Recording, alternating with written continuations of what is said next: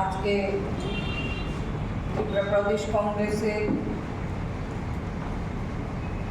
মাননীয় মুখপাত্র শ্রী প্রবীণ কুমার চক্রবর্তীকে আমি ধন্যবাদ জানাচ্ছি এবং তৎসঙ্গে আমার প্রিন্ট মিডিয়া এবং ইলেকট্রনিক মিডিয়ার সাংবাদিক বন্ধুদের জানাই আন্তরিক ধন্যবাদ।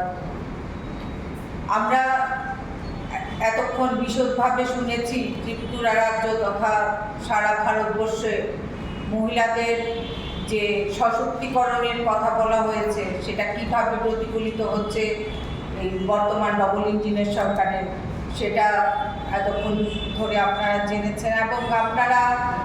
প্রতিনিয়তই সংবাদ মাধ্যমের দ্বারা আমরাও জানতে পারি কোথায় কী হচ্ছে। ত্রিপুরা রাজ্যে যেভাবে মহিলাদের উপর একের পর এক অত্যাচার এবং ধর্ষণ, গণধর্ষণ সংগঠিত ঘটে যাচ্ছে, তাতে ত্রিপুরার প্রশাসন তথা রাজ্য সরকার নীরব ভূমিকায় অবতীর্ণ হয়েছে। সর্বভারতীয় ক্ষেত্রেও দেখা গেছে আমাদের প্রধানমন্ত্রী মোদীজি মণিপুর যেভাবে 2 বছর যাবৎ চলছে সেদিকে যেমন মুখ ফিরে তাকাচ্ছেন না এবং যাওয়ার সময় পাচ্ছেন না, নীরব ভূমিকা অবলম্বন করেছেন, সেভাবে ত্রিপুরা রাজ্যের ক্ষেত্রেও ডবল ইঞ্জিনের সরকার এবং স্বরাষ্ট্র দপ্তর মুখ বুজে সব কিছু নীরবে সহ্য করছে এবং বিজেপির কার্যকর্তারাই বিভিন্নভাবে নারী গঠিত অপরাধের সঙ্গে জড়িয়ে পড়ছে, তৎসঙ্গে এখানে গ্রেফতার বা শাস্তির কোনো ব্যবস্থা তারা গ্রহণ করছে না এবং পুলিশও তাদের দলদাসের মতোই তাদের ভূমিকা নিয়ে রেখেছে এবং আমাদের মহিলারা ত্রিপুরা রাজ্যে যে অবস্থা আছে সেটা সারা ত্রিপুরাবাসী এটা জানেন। আর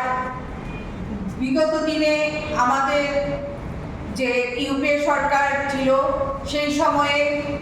রাজ্যসভাতে প্রথম মহিলা সংরক্ষণ বিলের ব্যাপারে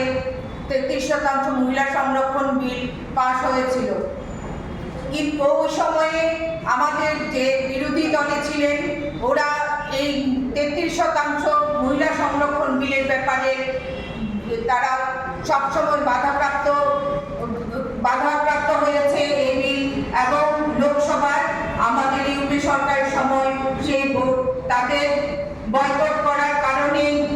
33% সংরক্ষণ বিল পাস হতে পারেনি। বিগত 2024 লোকসভা নির্বাচনে মোদীজি ভারতবর্ষের 140 কোটির মধ্যে 70 কোটির ভোট বৈতরণী পার হবেন বলে আমাদের লোকসভায় 33% সংরক্ষণ বিল পাস করিয়েছেন। তার জন্য আমরা প্রদেশ মহিলা কংগ্রেস এবং আমাদের সর্বভারতীয় মহিলা কংগ্রেসের থেকেও এই ব্যাপারে ধন্যবাদ জানানো হয়েছে, কিন্তু আজ পর্যন্ত এই 33% সংরক্ষণ বিলের ব্যাপারে ওনারা কোনো পদক্ষেপ গ্রহণ করেনি। সেটা কি শুধু লালিপপ দেখানোর জন্যই সংসদে বিলটা পাস করিয়েছিল? তাই আমাদের সর্বভারতীয় মহিলা কংগ্রেসের সভানেত্রী শ্রীমতী অলকা লাম্বাজি সমস্ত রাজ্যের নেতৃত্বদের নিয়ে বিগত 10ই মার্চ যন্তর মন্তরে জমায়েত হয়ে সেটা সংসদ ভবন ঘেরাও বিক্ষোভ কর্মসূচি নিয়েছিলেন। সেই পরিপ্রেক্ষিতে ওনার নির্দেশে আমাদের ত্রিপুরা রাজ্যে এবং বিভিন্ন রাজ্যে প্রতিটি জেলায় এই বিক্ষোভ সমাবেশ করার জন্য নির্দেশ দিয়েছেন এবং আমরা সবসময় মহিলাদের সপক্ষে এবং মহিলা সশক্তিকরণের পক্ষে জাতীয় কংগ্রেস দল সবসময় আমাদের মহিলাদের জন্য অগ্রণী ভূমিকা নিয়েছেন এবং 33% সংরক্ষণ বিলের ব্যাপারে প্রথম আমাদের প্রয়াত রাজীব গান্ধীজি উত্থাপন করেছিলেন যে মহিলারা যদি সশক্তিকরণ না হয় মহিলাদের ক্ষেত্রে এবং কোনো রাষ্ট্র সেই সংরক্ষণ মহিলাদের ক্ষেত্রে সংরক্ষণ না হলে সেই রাজ্য বা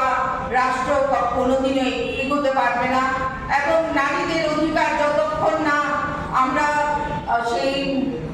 33% সংরক্ষণ বিল লাগু